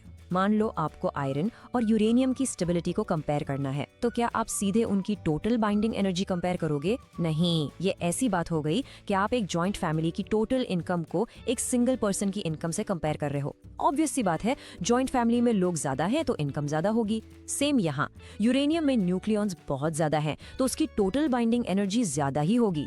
अ फेयर कंपैरिजन के लिए हम निकालते हैं बाइंडिंग एनर्जी पर न्यूक्लियॉन, यानी BE/A। हम टोटल एनर्जी को टोटल लोगों से, यानी मास नंबर से डिवाइड कर देते हैं। ये हमें बताता है कि ऑन एवरेज एक न्यूक्लियॉन कितनी मजबूती से बंधा हुआ है। ये है स्टेबिलिटी का असली मेजर। और इसी कॉन्सेप्ट को, बाइंडिंग एनर्जी पर न्यूक्लियॉन को, जब हम एक ग्राफ पर प्लॉट करते हैं तो हमें मिलता है सेक्शन 4 का topic, the binding energy curve. Y axis पर हम रखेंगे BE/A और एक्स एक्सिस पर रखेंगे मास नंबर A। और जो कर्व बनेगा स्टूडेंट्स, वो न्यूक्लियर फिजिक्स की पूरी कहानी बता देगा। ये न्यूक्लियर स्टेबिलिटी का आईना है। Let's take a look. Okay, इस कर्व को देखो, ध्यान से देखो। पहले ये तेजी से ऊपर जाता है, फिर एक पीक तक पहुंचता है और फिर आहिस्ता आहिस्ता नीचे आता है। इस कर्व का जो सबसे ऊंचा पॉइंट है, जो पीक है, वो कहाँ है? वो है मास नंबर A=56 पर। और A=56 किसका होता है? ये होता है आयरन 56। इसका Be/A सबसे ज्यादा है, अराउंड 8.8 MeV। इसका क्या मतलब हुआ? इसका मतलब यह है कि पूरी पीरियोडिक टेबल में आयरन 56 सबसे ज्यादा स्टेबल न्यूक्लियस है, द किंग ऑफ स्टेबिलिटी। आप इस पीक के लेफ्ट साइड में देखो, जो छोटे हल्के न्यूक्लियाई हैं जैसे हाइड्रोजन, उनका Be/A कम है, मतलब वो कम स्टेबल है। तो उनको स्टेबल होने के लिए क्या करना होगा? उन्हें इस कर्व पर ऊपर चढ़ना होगा, आयरन की तरफ जाना होगा। और वो ये कैसे कर सकते हैं? सिंपल, 2 या 2 से ज्यादा हल्के न्यूक्लियाई आपस में जुड़ जाते हैं, फ्यूज हो जाते हैं और एक भारी न्यूक्लियस बनाते हैं। ऐसा करने से वो कर्व में ऊपर आ जाते हैं और ज्यादा स्टेबल हो जाते हैं। इस प्रोसेस को कहते हैं न्यूक्लियर फ्यूजन, और इस प्रोसेस में tremendous amount of energy release होती है। हमारा सूरज इसी से चमकता है। ठीक है, अब पीक के राइट साइड में देखो, यहाँ पर है भारी भरकम न्यूक्लियाई जैसे कि यूरेनियम। इनका Be/A पीक से कम है, तो ये भी अनस्टेबल है। तो इनको स्टेबल होने के लिए क्या करना होगा? इन्हें भी ऊपर आयरन की तरफ ही आना है। लेकिन ये जुड़ नहीं सकते, ये तो पहले से ही बहुत भारी हैं। तो ये क्या करते हैं? ये टूट जाते हैं। एक भारी न्यूक्लियस 2 या उससे ज्यादा हल्के न्यूक्लियाई में स्प्लिट हो जाता है। ऐसा करने से वो भी कर्व में ऊपर की तरफ मूव करते हैं और स्टेबल हो जाते हैं। इस प्रोसेस को कहते हैं न्यूक्लियर फिजन, और इसमें भी फ्यूजन की तरह जबरदस्त एनर्जी निकलती है। एटम बॉम्ब और न्यूक्लियर पावर प्लांट्स सब इसी पर बेस्ड हैं। तो इस पूरी कहानी का सार क्या है? आप इस बाइंडिंग एनर्जी कर्व को एक पहाड़ ऑफ स्टेबिलिटी इमेजिन कर सकते हो। इस पहाड़ की चोटी पर आराम से आयरन बैठा हुआ है। जो हल्के न्यूक्लियाई हैं वो नीचे से चढ़ाई कर रहे हैं फ्यूजन के जरिए, और जो भारी न्यूक्लियाई हैं वो ऊपर से फिसल कर नीचे आ रहे हैं फिशन के जरिए। दोनों का मकसद एक ही है, उस पीक के पास आना, आयरन के जैसा स्टेबल बनना। तो चलिए अब आगे बढ़ते हैं अपने फाइनल सेक्शन की तरफ, the law of radio active decay. देखो, हमने बात की कि कुछ न्यूक्लियाई अनस्टेबल होते हैं, लेकिन नेचर में हर चीज स्टेबिलिटी चाहती है। तो ये अनस्टेबल न्यूक्लियाई स्टेबल होते कैसे हैं? वो अपने अंदर से कुछ पार्टिकल्स या एनर्जी को बाहर फेंक देते हैं, यानी डीके हो जाते हैं, ताकि वो एक स्टेबल कॉन्फ़िगरेशन हासिल कर सकें। इसी प्रोसेस को हम रेडियो एक्टिव डीके कहते हैं। तो ये डीके होता कैसे है? इसका एक लॉ है। ये कहता है कि रेट ऑफ डीके, मतलब 1 सेकंड में कितने न्यूक्लियाई टूट रहे हैं, वो इस बात पर डिपेंड करता है कि उस मोमेंट पर आपके पास कितने रेडियो एक्टिव न्यूक्लियाई मौजूद हैं। सीधे शब्दों में, जितनी बड़ी भीड़ उतने ज्यादा लोग बाहर निकलेंगे। इसको जब हम मैथ की लैंग्वेज में लिखते हैं तो हमें ये फेमस इक्वेशन मिलती है, n(t = n0 e⁻⁻ λt। डरो मत, बहुत सिंपल है।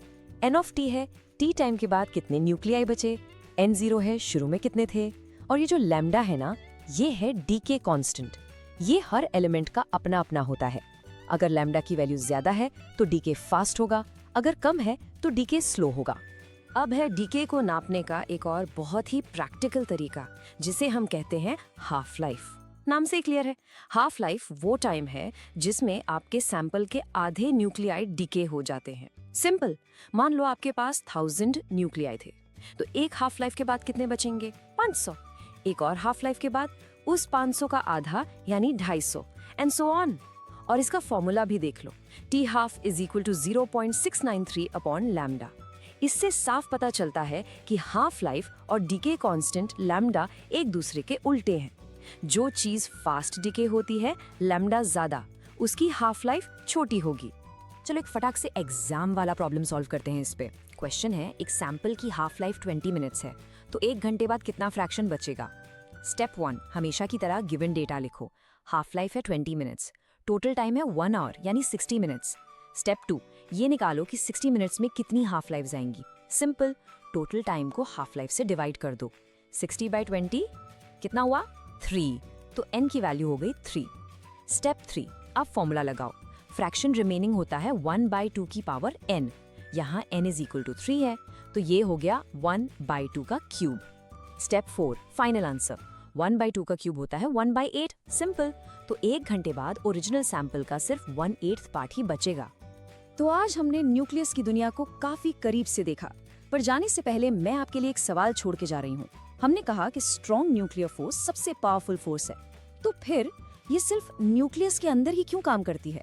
ये शॉर्ट रेंज क्यों है? सोचो, अगर ये फोर्स ग्रेविटी की तरह लॉन्ग रेंज होती तो क्या होता? क्या पूरे यूनिवर्स के सारे प्रोटॉन्स और न्यूट्रॉन्स आपस में चिपक कर एक जायंट न्यूक्लियस नहीं बना लेते? इस पर जरूर सोचना। इसका जवाब हमारे यूनिवर्स के डिजाइन का एक बहुत बड़ा सीक्रेट है। चलिए इस सोच के साथ आज का सेशन खत्म करते हैं। मिलते हैं अगले पार्ट में। नमस्ते स्टूडेंट्स और स्वागत है आप सबका। हम कंटिन्यू कर रहे हैं Maharashtra state board class 12 physics का चैप्टर 15, जिसका नाम है structure of atoms and nuclei. और आज हम इस चैप्टर के बिल्कुल आखिरी हिस्से पर हैं, part 5, nuclear modes and reactions. देखिए, पिछले पार्ट्स में हमने न्यूक्लियस की रचना, उसकी बाइंडिंग एनर्जी, इन सब चीजों को अच्छे से समझा। अब टाइम है ये देखने का कि ये न्यूक्लियाई आखिर करते क्या हैं। जब इनको अकेले छोड़ दो या जब ये आपस में टकराते हैं तो क्या होता है। हम देखेंगे कि ये कैसे ट्रांसफॉर्म होते हैं, कैसे डिके करते हैं और कैसे ऐसी जबरदस्त एनर्जी रिलीज करते हैं जो पूरे के पूरे सितारों को पावर करती है। तो चलिए इस फाइनल पार्ट को शुरू करते हैं। अच्छा, तो आज हम क्या क्या कवर करने वाले हैं, ये रहा हमारा प्लान। सबसे पहले एक छोटा सा इंट्रोडक्शन टू न्यूक्लियर प्रोसेसेस, मतलब आखिर ये सब होता ही क्यों है। फिर हम दो natural decay processes, alpha decay और बीटा डीके के अंदर घुसेंगे, उनके इक्वेशंस और रूल्स को समझेंगे। उसके बाद हम दो बहुत पावरफुल मैन मेड रिएक्शंस की बात करेंगे, न्यूक्लियर फिजन और न्यूक्लियर फ्यूजन। और एंड में एग्जाम के लिए सबसे इंपॉर्टेंट, इन दोनों का आमने सामने एक कंपैरिजन करेंगे ताकि सारे कॉन्सेप्ट्स बिल्कुल क्रिस्टल क्लियर हो जाएं। तो सबसे पहला और सबसे अहम सवाल, आखिर कोई न्यूक्लियस ट्रांसफॉर्म होता ही क्यों है? कोई न्यूक्लियस क्यों चाहेगा कि वो बदल जाए? इसका जवाब एक ही लफ्ज में है, स्टेबिलिटी, यानी स्थिरता। यूनिवर्स में हर चीज स्टेबिलिटी चाहती है। आपको बाइंडिंग एनर्जी कर्व याद है जो हमने पिछले पार्ट में डिस्कस किया था? उस कर्व में एक पीक था आयरन के पास, जहां पर न्यूक्लियाई सबसे ज्यादा स्टेबल होते हैं। अब जो न्यूक्लियाई बहुत भारी हैं या जो बहुत हल्के हैं, वो उस पीक से दूर नीचे की तरफ होते हैं, मतलब वो अनस्टेबल हैं। तो स्टेबिलिटी पाने के लिए, उस पीक की तरफ जाने के लिए, वो या तो टूटते हैं या जुड़ते हैं या डिके करते हैं। बस यही स्टेबिलिटी की खोज इन सारे न्यूक्लियर प्रोसेसेस की मेन वजह है। चलिए अब हम अपने पहले प्रोसेस को देखते हैं, जिसका नाम है अल्फा डीके। ये एक नेचुरल स्पॉन्टेनियस प्रोसेस है। स्पॉन्टेनियस का मतलब है कि न्यूक्लियस ये खुद ब खुद करता है, उसको किसी चीज की जरूरत नहीं पड़ती। ये आमतौर पर उन न्यूक्लियाई में होता है जो बहुत ही भारी होते हैं, जैसे यूरेनियम, रेडियम, थोरियम। इनके अंदर इतने सारे प्रोटॉन्स और न्यूट्रॉन्स भरे होते हैं कि स्ट्रॉन्ग न्यूक्लियर फोर्स उन्हें आसानी से बांध कर नहीं रख पाता। तो थोड़ा हल्का होने के लिए, थोड़ा स्टेबल होने के लिए ये न्यूक्लियस अपने अंदर से एक छोटा सा पैकेट बाहर फेंक देता है। तो अल्फा डीके को हम डिफाइन कैसे करेंगे? देखिए, ये एक ऐसा रेडियो एक्टिव डीके है जिसमें एक एटॉमिक न्यूक्लियस एक अल्फा पार्टिकल को एमिट करता है। एमिट करना मतलब बाहर निकालना। अब ये अल्फा पार्टिकल है क्या? ये कोई नई चीज नहीं है। ये बेसिकली एक हीलियम एटम का न्यूक्लियस है, मतलब इसके अंदर 2 प्रोटॉन्स और 2 न्यूट्रॉन्स होते हैं, बस। तो जब ओरिजिनल न्यूक्लियस से ये 2 प्रोटॉन और 2 न्यूट्रॉन वाला पार्टिकल निकल जाता है, तो सोचिए क्या होगा। उसके अंदर प्रोटॉन्स का नंबर बदल जाएगा, टोटल मास बदल जाएगा और वो एक बिल्कुल नए एलिमेंट के न्यूक्लियस में ट्रांसफॉर्म हो जाएगा। इसी ट्रांसफॉर्मेशन को हम कहते हैं कि न्यूक्लियस डीके हो गया। अब इस इक्वेशन को बहुत बहुत ध्यान से समझना है। लेफ्ट साइड में देखिए, हमारे पास है AZX। यहाँ X हमारा ओरिजिनल न्यूक्लियस है जिसे हम कहते हैं पेरेंट न्यूक्लियस। Z इसका एटॉमिक नंबर है, यानी नंबर ऑफ प्रोटॉन्स, और A इसका मास नंबर है, यानी total number of protons and neutrons. जब इसमें अल्फा डीके होता है तो ये 2 चीजों में टूटता है। राइट साइड में देखिए, पहली चीज है A-4Z-2Y। ये Y हमारा नया न्यूक्लियस है जिसे हम कहते हैं डॉटर न्यूक्लियस। अब ध्यान से देखो, इसका मास नंबर A4 से कम हो गया और एटॉमिक नंबर Z2 से कम हो गया। ऐसा क्यों हुआ? क्योंकि दूसरी चीज जो निकली है वो है 42He। ये हमारा अल्फा पार्टिकल है जिसका मास नंबर 4 है और एटॉमिक नंबर 2 है। देखिए, सब कुछ बैलेंस्ड है। और आखिर में ये प्लस क्यू क्या है? ये है क्यू वैल्यू। ये उस एनर्जी को रिप्रेजेंट करता है जो इस रिएक्शन में रिलीज होती है। अब ये एनर्जी आई कहां से? ये आती है मास डिफेक्ट से। एक्चुअली पेरेंट न्यूक्लियस X का मास डॉटर न्यूक्लियस Y और अल्फा पार्टिकल के टोटल मास से थोड़ा सा ज्यादा होता है। वो जो हल्का सा मास का फर्क है, वही आइंस्टाइन की इक्वेशन E=mc² के हिसाब से एनर्जी में बदल जाता है। तो चलिए अल्फा डीके के इन जरूरी रूल्स को एक बार समराइज कर लेते हैं। पहला पॉइंट, मास नंबर यानी A हमेशा 4 से कम हो जाएगा। दूसरा पॉइंट, एटॉमिक नंबर यानी Z हमेशा 2 से कम हो जाएगा।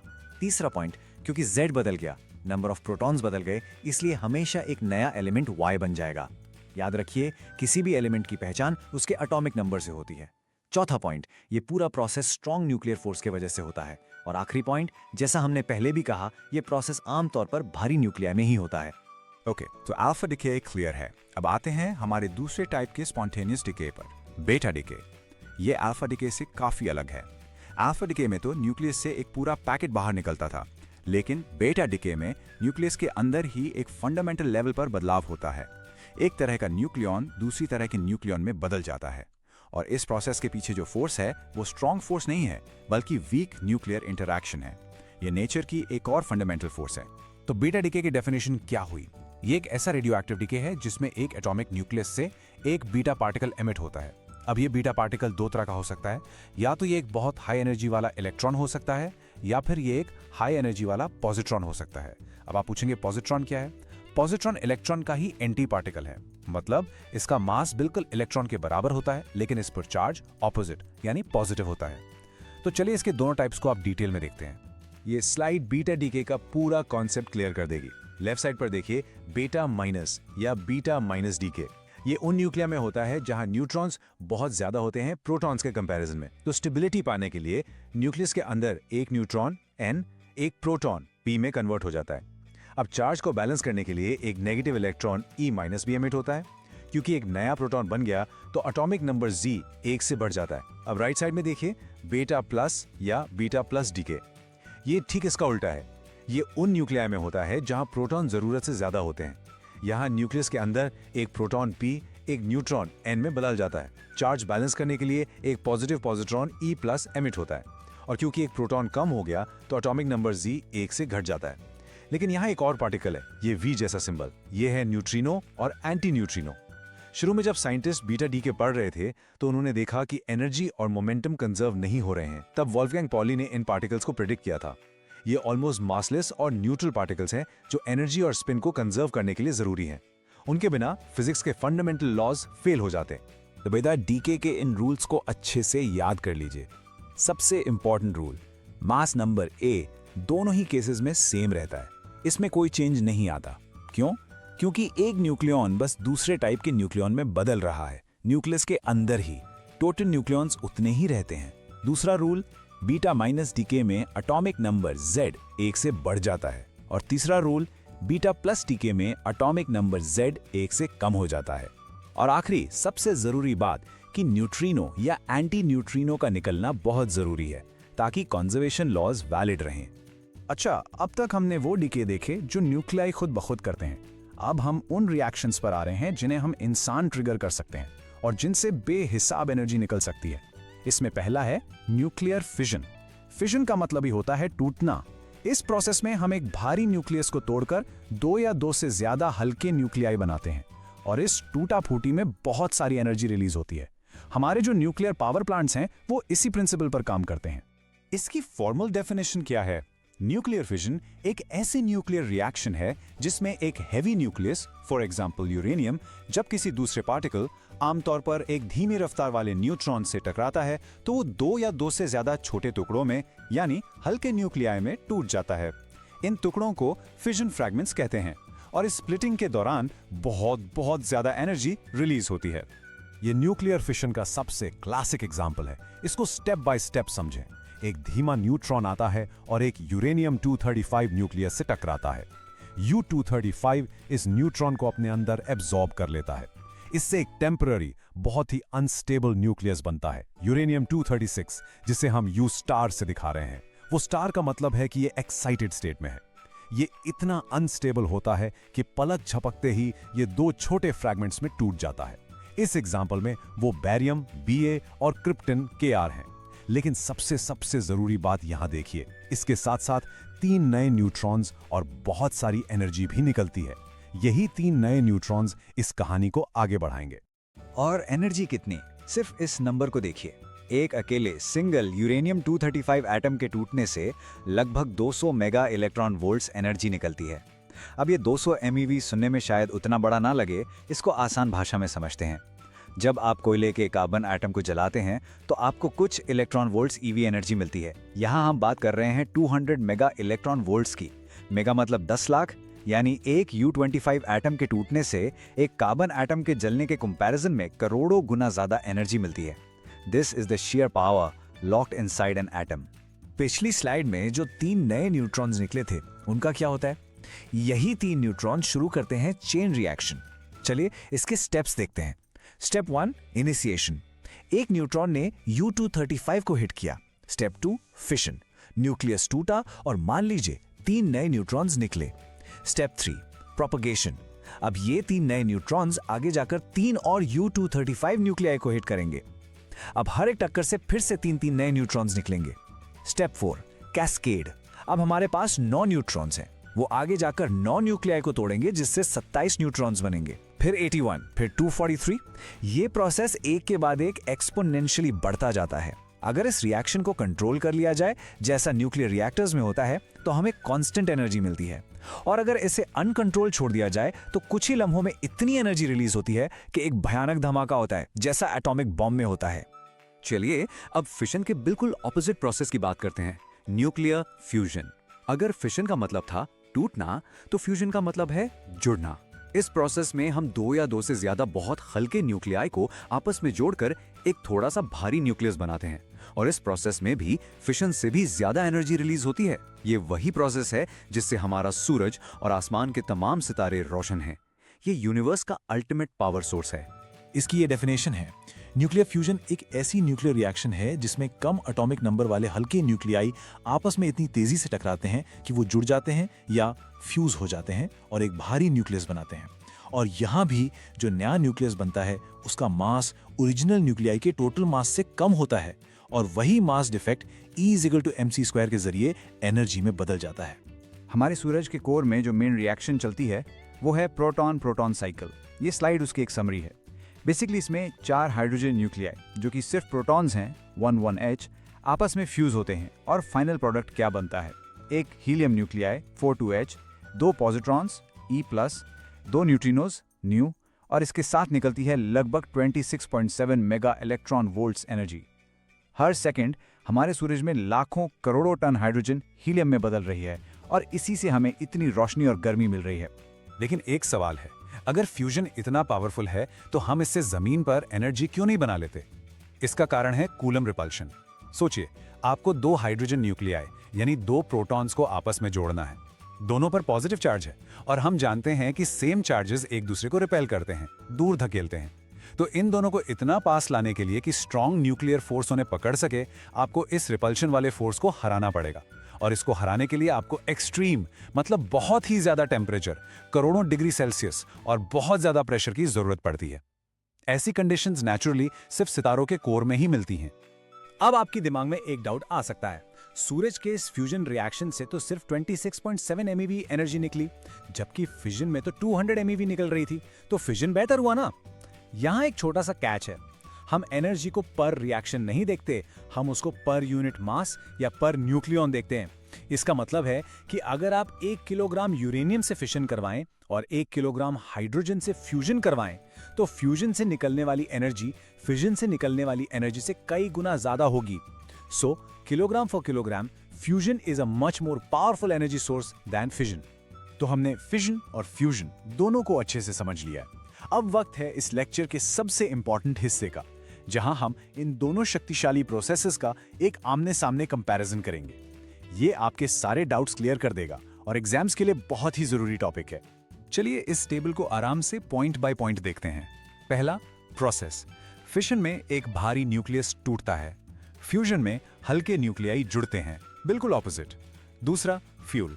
फिशन के लिए हमें यूरेनियम जैसे भारी एलिमेंट्स चाहिए जो धरती पर लिमिटेड क्वांटिटी में हैं। फ्यूजन के लिए हमें हाइड्रोजन जैसे हल्के एलिमेंट्स चाहिए जो पानी में, समंदर में भर भर के मौजूद हैं। तीसरी चीज, कंडीशंस। फिशन शुरू करने के लिए क्रिटिकल मास और स्लो न्यूट्रॉन्स चाहिए जो आसान है, लेकिन फ्यूजन के लिए सितारों जैसी एक्सट्रीम टेम्परेचर और प्रेशर की जरूरत है जो बहुत मुश्किल है। चौथा, एनर्जी। फिशन में पर रिएक्शन एनर्जी ज्यादा है, लगभग 200 MeV, लेकिन जैसा हमने डिस्कस किया, फ्यूजन में per unit mass energy fission से भी बहुत ज्यादा है। पांचवा और बहुत इंपॉर्टेंट, बाई प्रोडक्ट्स। फिशन से जो कचरा बनता है वो हजारों साल तक रेडियो एक्टिव रहता है, इसको संभालना एक बहुत बड़ी समस्या है। जबकि फ्यूजन का मेन बाई प्रोडक्ट है हीलियम, जो एक safe non radio active gas है। और आखिरी, ऑकरेंस। फिशन को हमने न्यूक्लियर रिएक्टर्स में कंट्रोल करना सीख लिया है, जबकि फ्यूजन नेचुरली सिर्फ सितारों में होता है। तो इस पूरे चैप्टर को हम इस एक जरूरी सवाल के साथ खत्म करते हैं। फ्यूजन एक ऐसी टेक्नोलॉजी है जो आज हमें बिजली दे रही है, ये एक रियलिटी है, लेकिन इसका रेडियो एक्टिव वेस्ट एक बहुत बड़ा सरदर्द है। दूसरी तरफ फ्यूजन हमें साफ सुथरी ऑलमोस्ट अनलिमिटेड एनर्जी का वादा करता है, लेकिन इसे धरती पर अचीव करना अभी भी एक बहुत बड़ा टेक्निकल चैलेंज है। तो आपको क्या लगता है, इन दोनों में से कौन सा रास्ता आने वाले समय में न्यूक्लियर एनर्जी का फ्यूचर डिसाइड करेगा? एक जो काम करता है पर गंदा है, या एक जो साफ है पर अभी तक ठीक से काम नहीं करता? इस पर जरूर सोच।